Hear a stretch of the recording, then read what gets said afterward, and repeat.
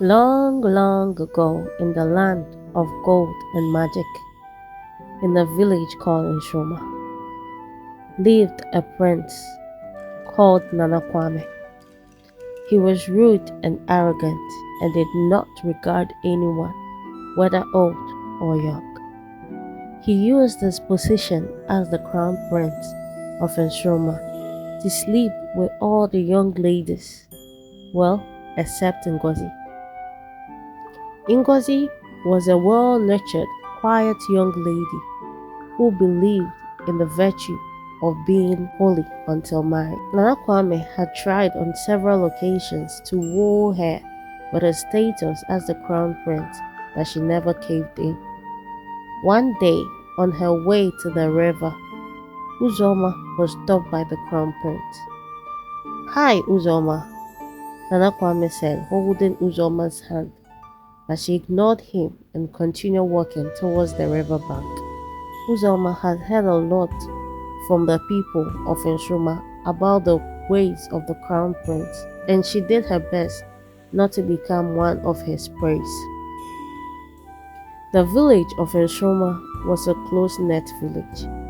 Information traveled fast like wildfire, and that of Kwame wasn't an exception.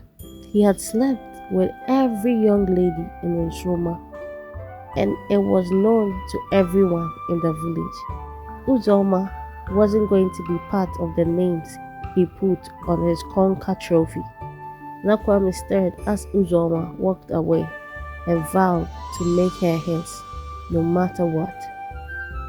In the quiet of the night, as Uzoma was returning from her friend's home, Kwame crossed her again, with two palace guards behind him.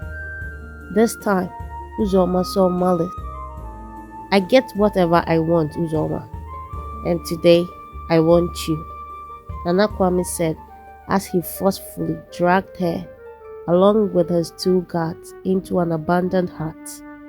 He got his way with her while Uzoma screamed from the pain of being entered by force. "Let me go," she yelled, trying her best to get away from him. But Kwame held her down hard. He laughed hard when he was done with his evil deeds and said to her, "Not all high and mighty now, huh?" He laughed hysterically and walked away with his guards as Uzoma lay on the floor in the abandoned hut in tears. Uzoma told her parents about the horrific experience with Prince Kwame one evening. Her mother sobbed bitterly and uncontrollable tears, and her dad comforted her as she cried. Her dad said to her, "Bad people get what comes to them in due time. Do not worry, my dear." Time passed slowly, and Uzoma's belly grew bigger and bigger by each passing day. Uzoma realized the unknown. She was pregnant for the crown prince. Kwame sat in the palace in his traditional clothes, looking at the princess from Amebo with smiles. He was about to get married to the most beautiful woman from Amebo, the princess. Finally, he said to himself, a woman who is worth his effort and status. Kwame and Ara, the princess of Amebo, tied the knot. Years and years, and through all the years, Kwame and Ara's marriage was a happy one. Everything was good and they were extremely happy, but they couldn't bear children. Ara would cry day and night while her husband comforted her. Kwame did not know what to do to console his wife. One day, the village seer visited the palace, which was a routine checkup day. Once the seer saw the prince and the princess coming his way, he said to Kwame, "Can I have a moment with you, your highness?" Confusion was evident on Kwame's face.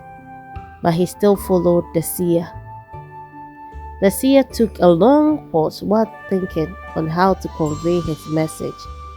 With courage, he said to the prince, "I can see sorrow in your marriage. The god said I should tell you, because of the pain you've caused another woman, you never bore a child. She cursed you with the umbilical cord of her child. I don't know who she is, but if you don't find her and apologize sincerely, the god said I should let you know that you never hear the cry of a baby ever in your home." Nana Kwame walked back to his wife like a zombie on hearing what the seer told him. "Where do I start?" he asked himself. Ara, on seeing how distraught her husband was, asked, "What did the seer say to you?" Nana Kwame just ignored his wife, but immediately ordered his guards to accompany him into the village. One by one, they went from house to house. Nana Kwame went with sincere apologies to all the women he had wronged, but none had a child that belonged to him. Day by day, he circled the village of Uzoma with apologies, but at the end of each day, he still couldn't find the woman he had wronged who had a child that was obviously his. Until one day, laying in his bed at night, when he remembered Uzoma, the only girl he had actually taken advantage of without her consent. Once the sun was up, he sped off from the palace through the village to the outskirts of Uzoma, where Uzoma and her parents lived. Immediately he got into her compound, he went on his knees with tears. Uzoma stood in the compound with her 3-year-old daughter, who looked exactly like Nana Kwame, in her arms. "I am so sorry, Uzoma. I was a naive, stupid young adult who felt everyone was beneath me. I am sorry for the pain I caused you and your family. Please forgive me."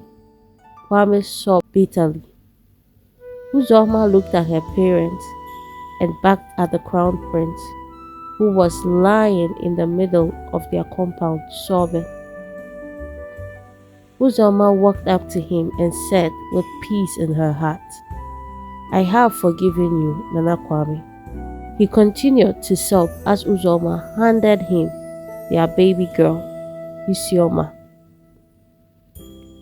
Nana Kwame returned to the palace to introduce his child to his parents. He later married Uzoma as his second wife, and a month later, his first wife got pregnant, breaking the curse of the umbilical cord.